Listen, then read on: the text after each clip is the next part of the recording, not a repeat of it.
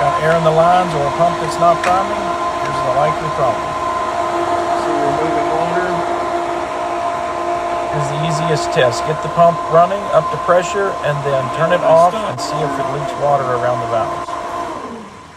There you go. This is very common, especially if a pump has automatic valves that switch it from pool to spa. So once you determine the leak is there, it's a pretty easy fix. Just remove the screws on the valve itself, pull it apart, and replace the inner O-rings. You can get a kit online or from your local pool supply, but real easy fix. If you use the Hayward kit, it'll come with 3 pieces, 2 O-rings and a spacer. When you put it back together, go O-ring, spacer, O-ring. Some of the valves will have an alignment notch, like this Pentair one. Just make sure you line that up before putting it back together so it will seal properly. All that's left is to put the screws back in and put it back together.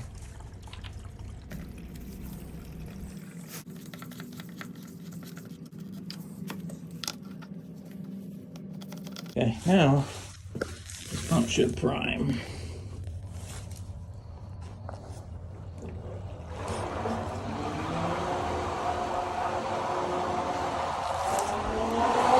You can see it's already drawing water.